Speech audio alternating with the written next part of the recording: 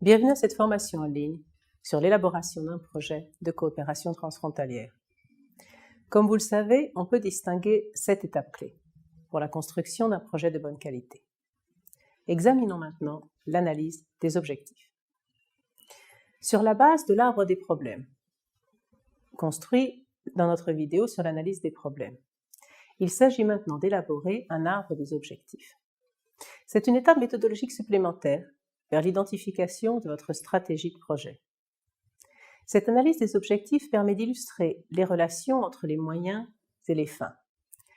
Elle permet aussi d'orienter clairement les objectifs du projet vers la résolution des problèmes prioritaires identifiés.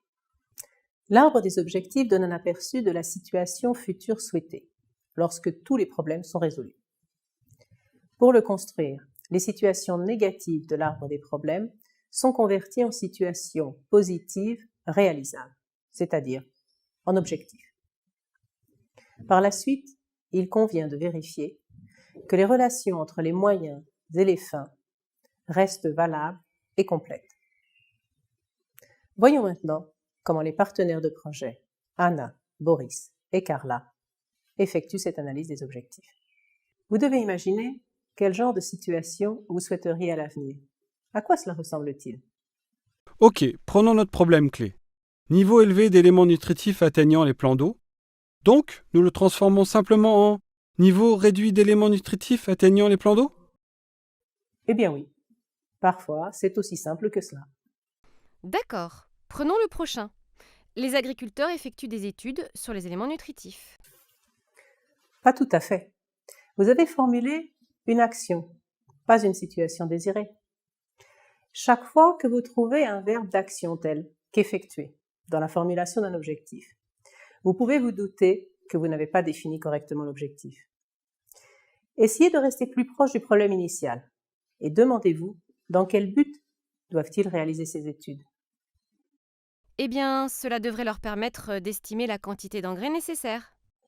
Alors, quel devrait être l'objectif?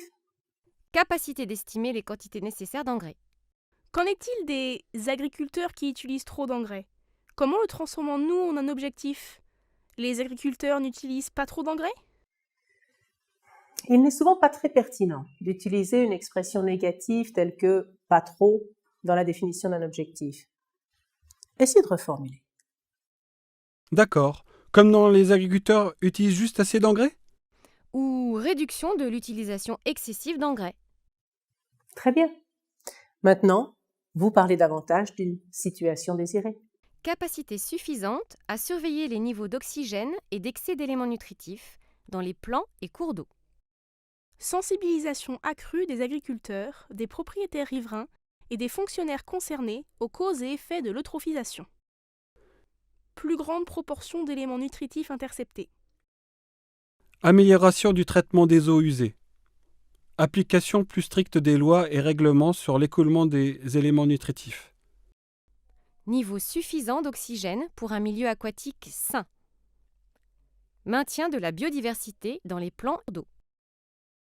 La dernière chose à faire maintenant est de vérifier si la logique tient toujours et si elle est complète. D'accord. Peut-être que le lien entre le problème de la faible connaissance et l'incapacité des agriculteurs à estimer le besoin n'est plus aussi évident maintenant.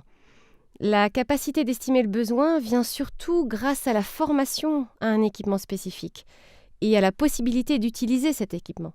En plus, il semble qu'il manque des éléments pour atteindre certains de ces objectifs. On dirait qu'on l'a oublié quand on a analysé le problème. En particulier, le maintien de la biodiversité implique que les autres formes de pollution soient maîtrisées.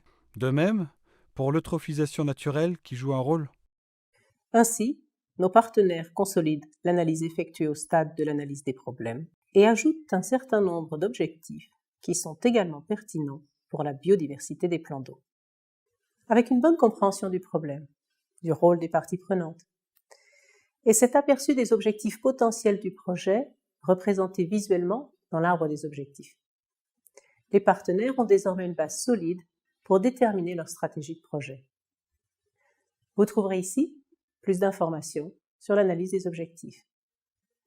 Et maintenant, regardons notre prochaine vidéo sur l'analyse de la stratégie du projet.